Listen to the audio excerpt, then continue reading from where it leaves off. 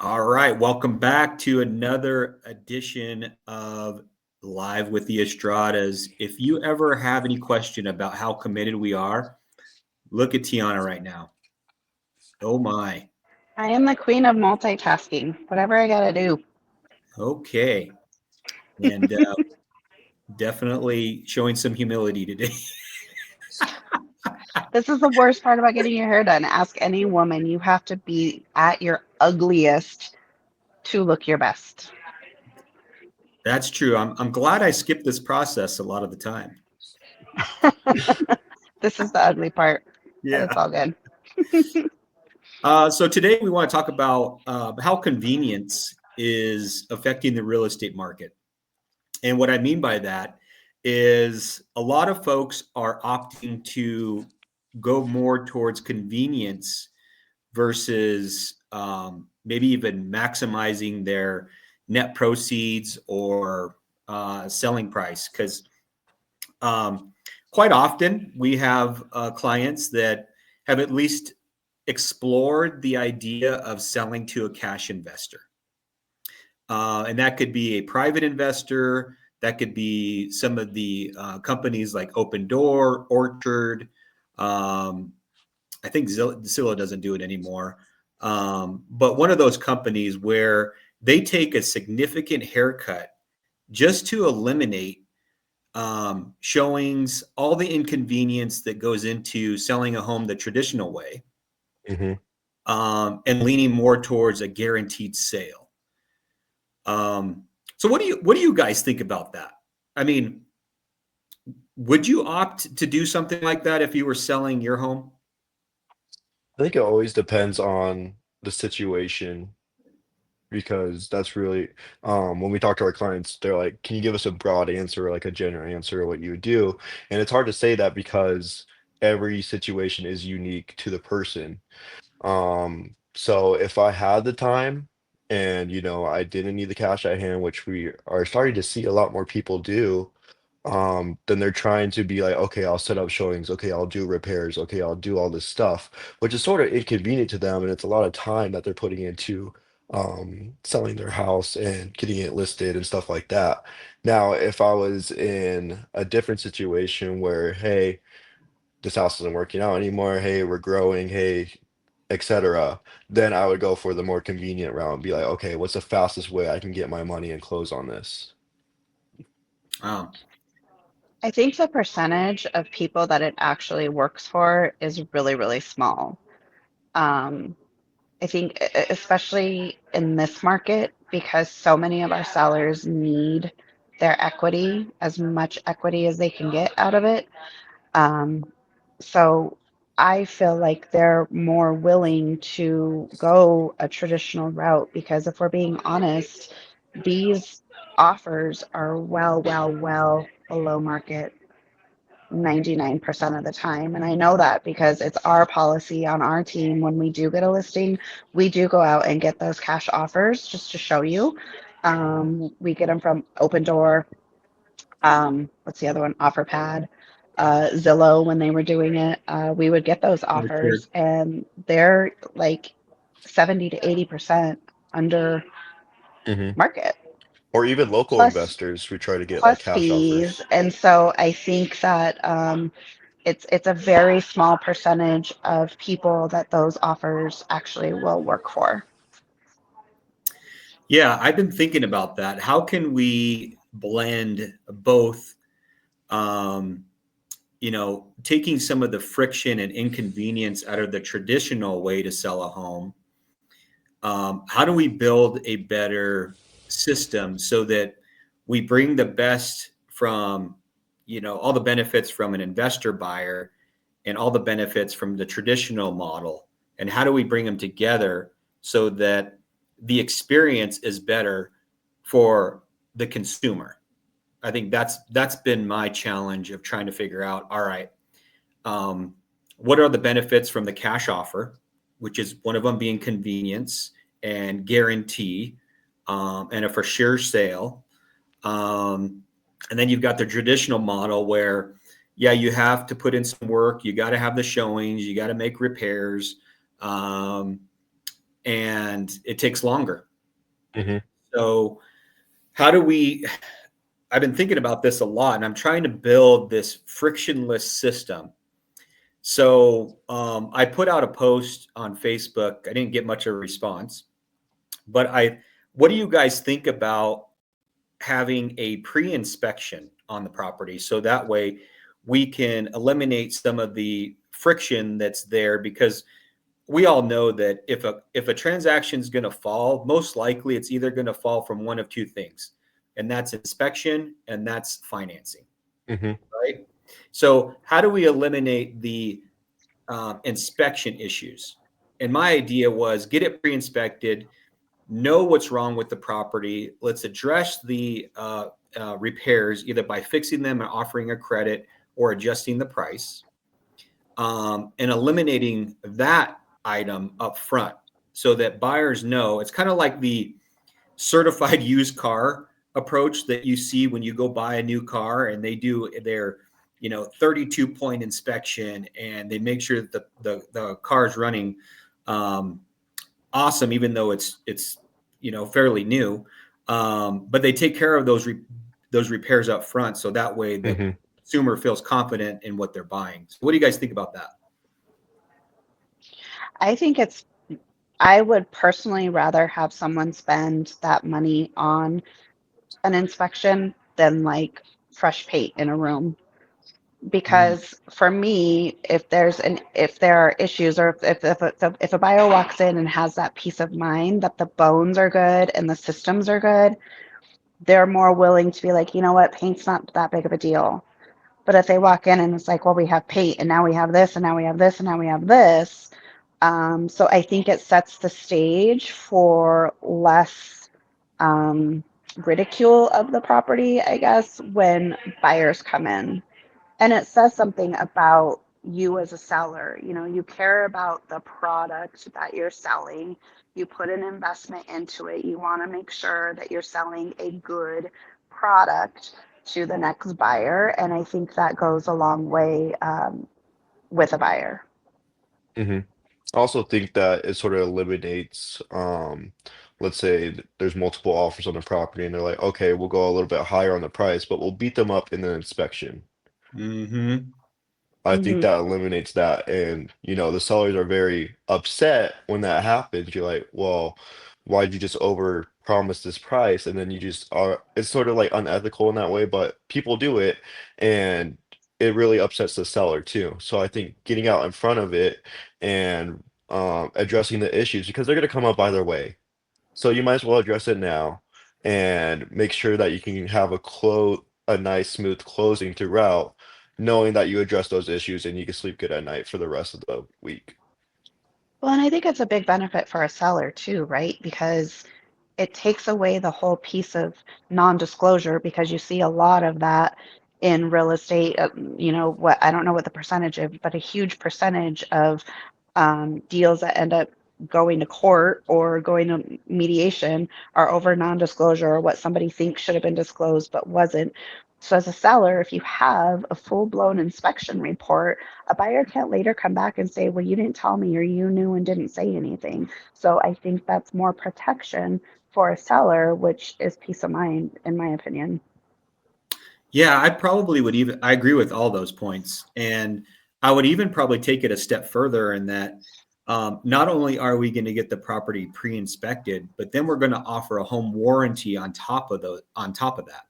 So it's going to, Yes. warrant all the major components of the home up to a year after the buyer owns it, because we know if something's going to go out, it's going to go out in that first year. So throw a home warranty on top of the pre-inspection. As a buyer, I mean, I'm feeling pretty good about this property going into it, and knowing that, hey, I know exactly what's wrong with the property. The sellers either addressed it in just fixing it or offering a credit, and on top of that, I've got a warranty that if anything does go out in the first year, I'm covered. So Hmm. Well, not only that, when you do get a home warranty, it also covers for the period of the listing. because we've seen that several times. Like we list the property and then we go on the market on Monday and then Tuesday this stupid water heater goes out or something. Right. And that's a cost that the seller wasn't prepared for because, they spent money on whatever. So it covers for the period that it's listed too, which can be beneficial because if for some reason something that wasn't there before does come up in the inspection, it could be covered by the warranty that you have in place, and it's very little money out of pocket to the seller. So again, it's coverage for the seller and peace of mind for the buyer. And I think anything you can do to increase that is a win. I Yeah, agree. and I also think that with new construction wise, you see these turnkey properties happening, zero landscaping where you just come and go as you please is very convenient for the buyer too. And then on top of it, you have these warranties that builders are offering, and it makes more buyers want to go to that. I think the stat is that 30% of buyers now are buying new construction. So a third of the market are buying new construction. I think it just comes down to the convenience standpoint of, hey, I can come and go as I please. If something breaks in the first year, I know the builder has me covered. If HVAC goes out, they have 2 years, and stuff like that. So I think it's sort of turning into where resale sort of has to compete with that as well. Good point. Yeah, I was just going to say that Yeah. yeah, not only are resale properties competing with resale, they're also competing with new construction, and that brings up another thing of financing. So, how are we as real estate as a real estate industry? How are we going to help resale sellers compete with the builder's lender? And how do we offer incentives to compete with that so that, first of all, buyers that buy this home are getting the lowest rate possible, and it's not falling through at financing when, we've had one, a week before closing, financing falls through and then everything falls apart. So, Hmm. Well, I and Uh, think that's one of the other things that makes us unique, like as the mhm, Estradas, is that's really the reason why you got your mortgage license is so we could bring that quote unquote in-house for the benefit of the seller and a buyer. It benefits the buyer in that it gives you the opportunity to offer some more credits or help with their closing costs or things like that to really get that rate lower, which can compete with the new build rate buy downs. And it helps sellers know that, hey, we are the three of us are in rhythm here. We know every piece of the entire transaction that's happening, and we have our finger on the pulse of it the entire way through from start to finish.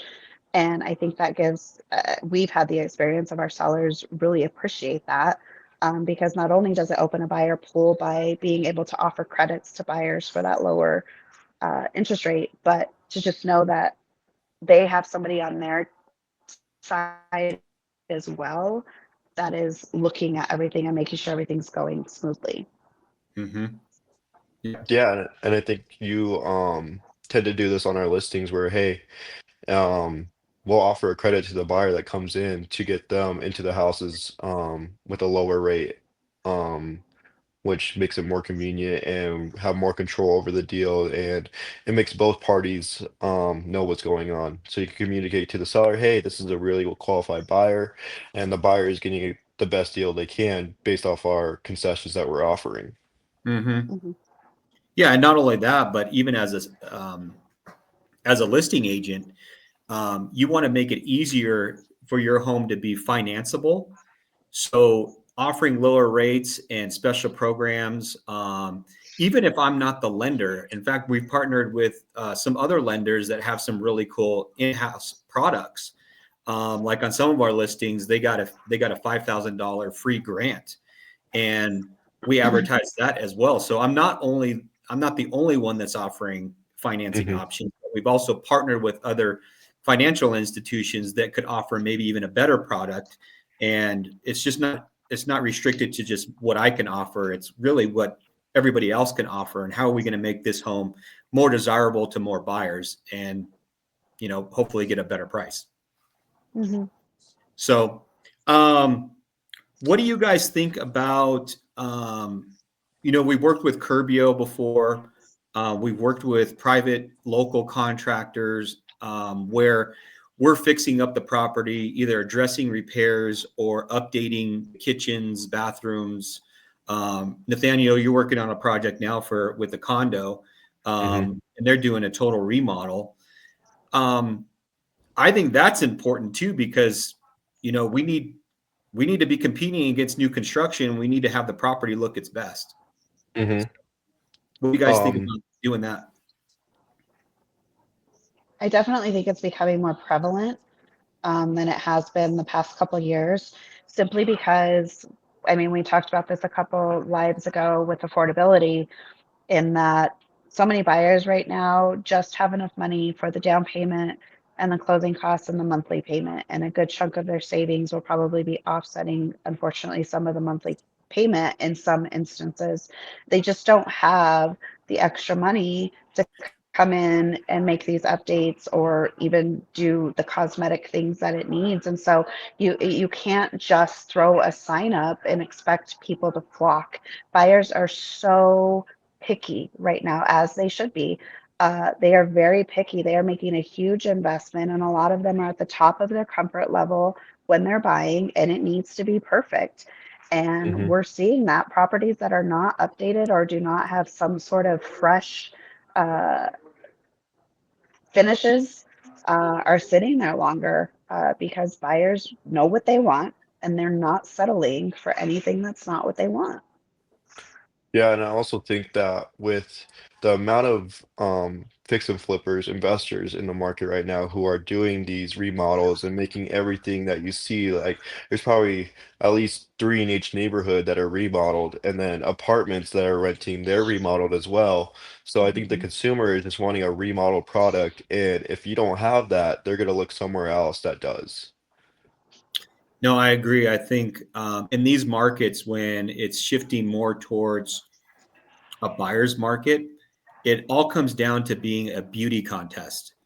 Whose Hmm. home's going to look the best? Whose home's going to be priced the best?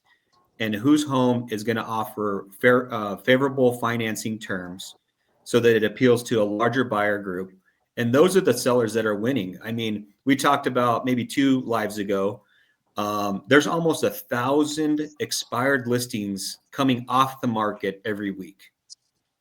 Those are 1,000 sellers that were not successful. And when I dig into some of those on the MLS, just out of curiosity and market knowledge, most of those homes don't look very good. They're dated. They're not staged, so they're cluttered. Um, there's certain repairs in the comments that say, property needs such and such repairs. So it's no wonder that those homes aren't selling. And I think it's critical that you're looking at all aspects of the selling process, and buyers are scrutinizing it because homes are not as affordable as they used to be, and they want to make sure that this is absolutely the home that they want to buy before pulling that trigger. Hmm. Well, yeah, I think that sellers just can't have the take it or leave it mentality anymore. I Mm. mean, 21, 22, even part of 23, the first part of 23, yeah, you could say take it or leave it because it was all that was there. That is not the case anymore. And so we're getting back toward a more regular market in that properties need to look their best. Um, Pricing still continues to be a challenge. But if you are a seller that really wants to price your home at the top of the market, you're gonna have to have it in A plus shape. Hmm. Yeah. One Because of now the you're other. Oh, go ahead. oh, because you're competing with new construction. That's where the inventory Well, is, and yeah, and so. there's new Hmm. construction everywhere, Hmm. like Yeah. everywhere. I don't know that we're showing in one area except maybe, no, pretty much everywhere. Maybe Arvada, but pretty much everywhere there is new builds around the corner, and it's very hard. Once someone sees a brand new home, it's very hard for them to go back and make that switch. And they're leading the trends, you know. A lot of investors go to new construction model homes to get their ideas on how they're going to flip a house. So they are leading the industry right now. And so in order to compete with them, you're going to have to either use Curbio, for example, to renovate your house, and they'll take it out of closing if you don't have the funds right away, or use a local contractor that we partner with who can renovate the house and pay as you go, and you could customize the option there. So I think it's And really it doesn't important have that to you be take a care. full, yeah, it doesn't have to be a full remodel any either. Like I don't want people Hmm. to think that that is the case either, but there needs to be a lot of decluttering. There needs to be fresh paint. There needs to be a deep clean. There needs to be a lot of these things, repurposing for staging, all of those kind of things, professional photography, virtual tours, all of those things really, really matter right now because the competition is fierce and you have to find ways to make your home stand out. Hmm. Yeah, so I think we're building what we're building is a frictionless model where we're taking all the obstacles and the challenges out of the home selling process, and we're rolling that out. So we're offering a free roll off dumpster for the home seller so that they can declutter their home. We all know that most people stay in their homes for at least 10 years, and years is a long time. I mean, if we had to put our house on the market, there'd be a ton of stuff. We might have 2 roll offs or 3 roll offs, but we're covering the cost for that. Um, we're covering the pre-inspection, so we're getting the property inspected by one of our qualified inspectors that we've done a lot of inspections with. We're covering the home warranty.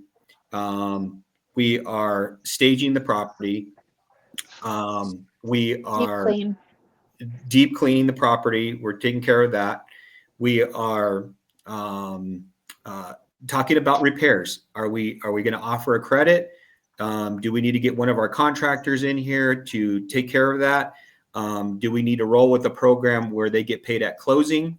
Hmm. Um, so we're offering financing.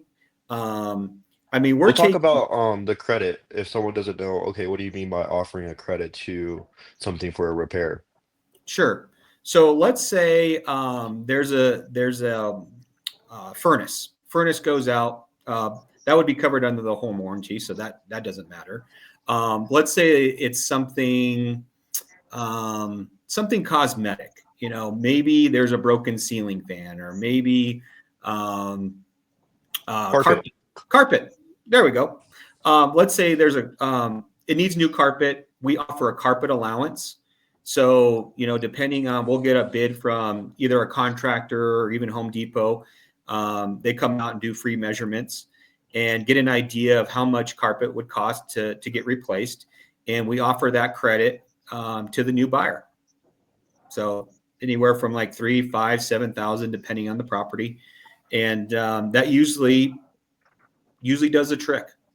So I was just curious about your ideas on convenience. So I'm thinking that we're trying to build a model where we're trying to make it the most convenient, not only for the home seller but also the end buyer. And how do we do that? And I think we've covered our new model that's going to do that and to compete with new construction because, like Nathaniel said, I mean, 30% of the market is going towards new construction. So that means that's a big number. Yeah. You think it's kind of low, but that's huge. That is huge. Well, and I think you do it through education as well. These are not conversations that you're probably typically having with real estate agents when they come in. You talk about price and you probably talk about your fee, and that's probably about it. If you're not Mm-hmm. having conversations about all of these things when you first meet with an agent, whether you're buying or selling, then you need to be having those conversations because we talked about this over the weekend. I think we were driving. Where were we driving to? Ari's soccer game. I think Yeah. Ariana had a soccer game, and I'm a passenger, and I'm looking at all of these houses, and people are out there grilling on their back porch, and they're doing all of this stuff. And I turned to you, and I said, "I'm having a surreal moment," and you're like, "What do you mean?" And I'm like, when I drive through neighborhoods and I see these people in their homes, like this is their piece of land, this is their piece of earth that they own, where they have their kids and they build this like huge life. Like I think we underestimate that. And I think we need to bring some of that back into real estate, understanding like this is just not a transaction. This is where somebody lived their whole life, and this is where somebody's going to build their life. And it needs to be treated in a way of let's make sure that the person who's leaving is completely covered, confident, comfortable, and the person coming in is completely comfortable and confident and empowered. And if that's what we're trying to do, like bridge that gap so that more people can really experience the joy of what this really is in owning your own piece of earth to build your life in. Cool. I love that. All right. Well, our time is up. So any last comments before we wrap up?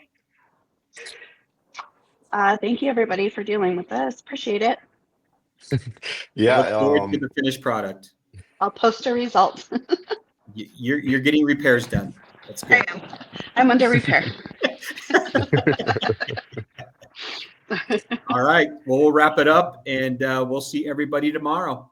Later. Bye. cool.